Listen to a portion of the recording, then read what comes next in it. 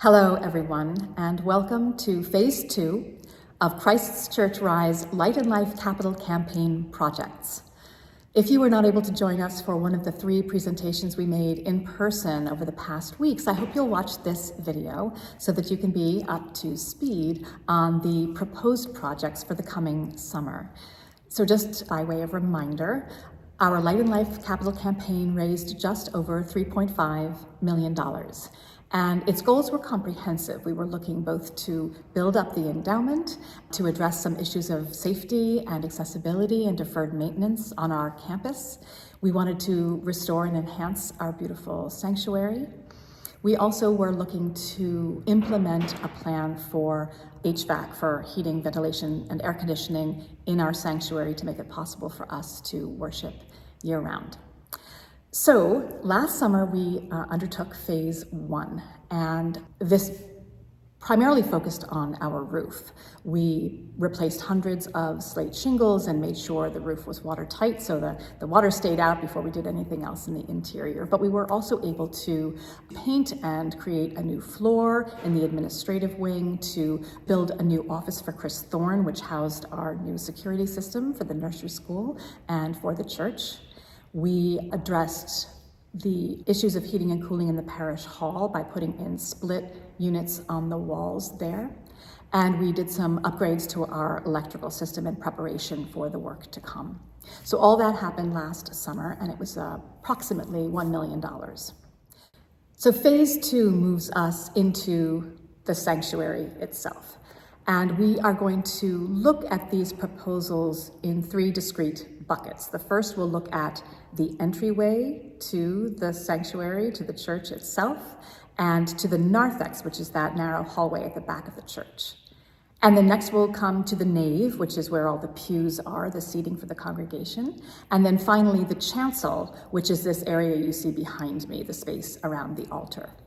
We're also going to do some excavation and asbestos abatement in preparation for the new HVAC system, which we hope will go in next summer as part of phase 3.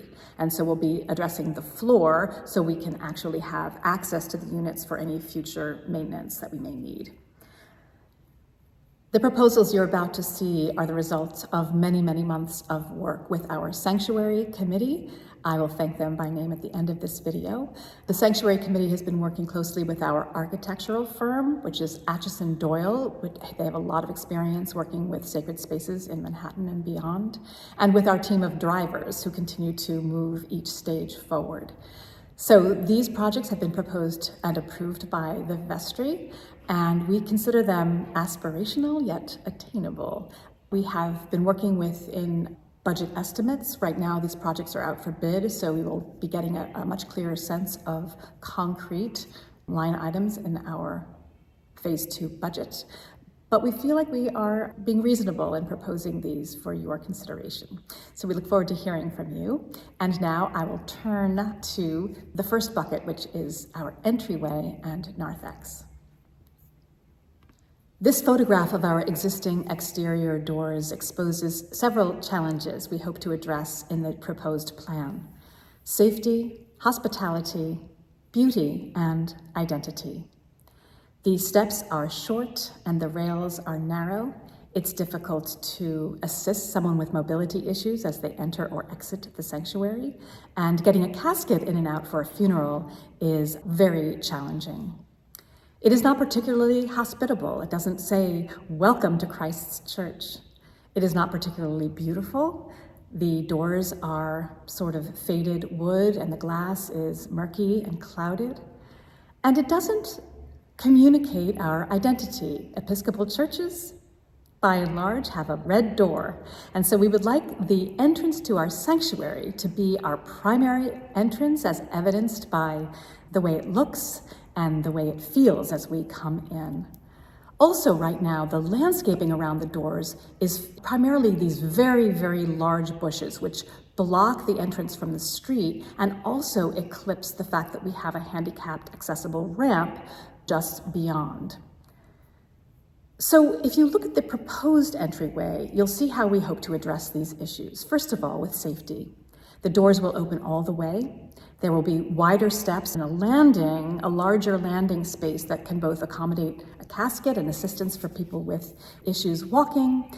Also, it will provide a lovely space for brides and grooms to have a photo taken or choir members to sing during our Christmas tree sale. Hospitality, the open doors and the wider entrance will just cry out that this is the main way we get into the church. The smaller plantings will feature the door as opposed to the overgrown bushes around it. By removing the murky glass and adding red wooden doors in keeping with our identity as a rustic Gothic church, it will be beautiful and signal our identity as an Episcopal church. Our existing narthex reveals certain challenges in regards to flow. It is a narrow corridor with furniture in it. It has a cluttered feel. It's a challenge for ushers to welcome people into the space and give them a bulletin and direct them to the bathrooms when they're competing with clergy and choirs and acolytes and readers and chalice bearers and all those participating on Sunday morning. And for special events such as weddings and funerals, it is particularly difficult to offer a gracious and graceful welcome. The theology of our entryway is a series of narrow doors, and we'd like to jettison that in favor of a much wider welcome. So let us look at the proposed narthex. We would lose the inside panels of the screen, the narthex screen at the back of the sanctuary, along with maybe one or two pews. And this would create a wider, more welcoming entrance, better flow, safer flow, less crowded gathering before worship, and a much safer egress. The inner glass door will let in more light, and the wooden door will be able to be shut, so brides and processions will not be backlit. Finally, there will be built-in shelving for bulletins and other materials that will eliminate the need for bulky furniture in that hallway. So let us turn now to the existing nave. This is again where the congregation sits in pews during worship. We would like to restore those pews and replace the pew cushions. Right now, each pew is divided at a different spot, so it's more expensive, of course, to have custom-made cushions for each individual pew. We'd like to make those dividers uniform to replace the pew cushions. We want to address the inadequate and clunky lighting. Currently, the lights are controlled by circuit breakers. And of course, we want to repaint and to fix the peeling ceilings and walls. The proposed nave would plaster and paint, improve our lighting with the ability to dim and uplight the ceiling. We'd refinish the wood for the pews and restore those cushions and refinish the floor. And the most exciting and new proposal is to create a very subtle ramp on the left side as you're facing the altar. This would allow for people with mobility issues to ascend into the chancel. It would also be an incredible gift to the Altar Guild, who currently have to wheel a cart from far away with flowers and everything needed for the elements for communion. So let's turn now to the existing chancel. That's this area around the altar behind me. It's a small space for the number of people we have leading worship on any given Sunday. We have a large choir, and if you watch one of our services online, you'll see that it just seems like there are just almost people sitting on each other's laps. So we'd like to expand that open space, the feeling of spaciousness around our altar. So the steps coming up are shortened and narrow. The rails, again, are straight and don't offer much of an access point to the chancel. We also have different levels, 3 different levels in the chancel. So using the space for large groups of choir members or participants limits our flexibility. And the font, the baptismal font, which is a signature of our identity as Christians, is impractical and unattractive. It's tucked underneath the pulpit, which means it's hard to navigate in that space, and also most of the congregation cannot see it on a baptism Sunday. So our proposed chancel would offer wider steps running all the way across the front with angled rails, making it more invitational. It would be restored to a single level with just one piano, and we would keep our lectern where readers read scripture, but make it adjustable so tall people can read and short people can read there. We would lose the lower half of the screen on the left side and open that space for a performance space, for an access point to the chancel.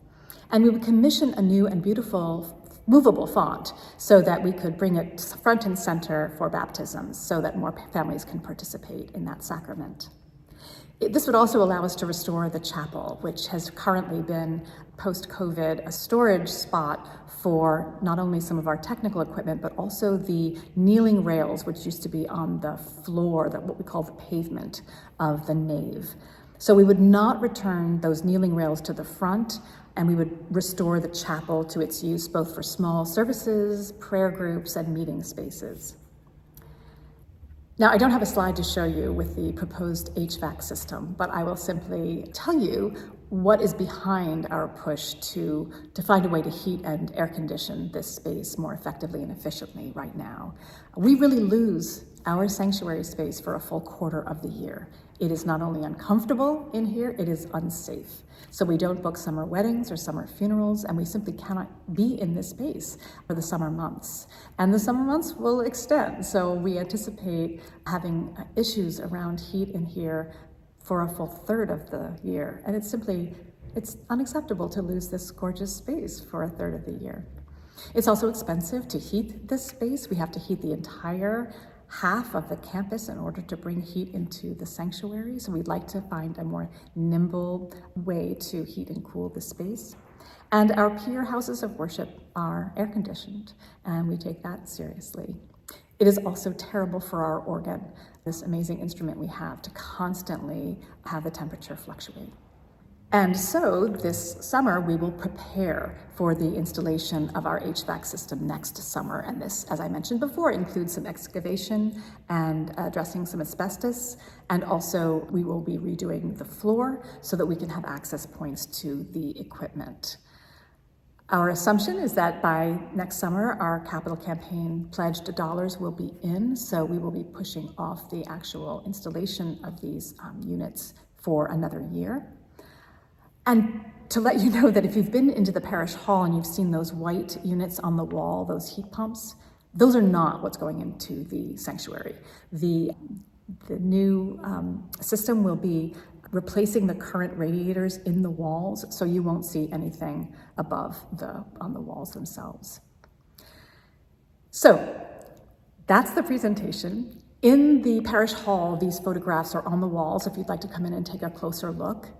And just also to mention, there are a few small projects, such as replacing the carpet in the hallway between the sanctuary and the parish hall and repainting there, fixing the broken stairway. Some of those items are still on the list, and so those will also be taken care of this summer while the church is under construction. So I just want to say a word of thanksgiving to Brad Smith, the chair of the Sanctuary Committee, and its members, Amy Sargent-Swank, Barbara Howard, Hillary Garland, John Mayo Smith, Todd Pike, Missy Fahey, Ryan Zavacki, and our driving team of our wardens, Kim Wilson and Cynthia Howard, our treasurer, Jim Scully, Brad Smith again, and of course, Chris Thorne. So thank you for watching, and please be in touch with us if you have any thoughts. We are excited to begin this next phase of our life together. Thank you, and God bless you.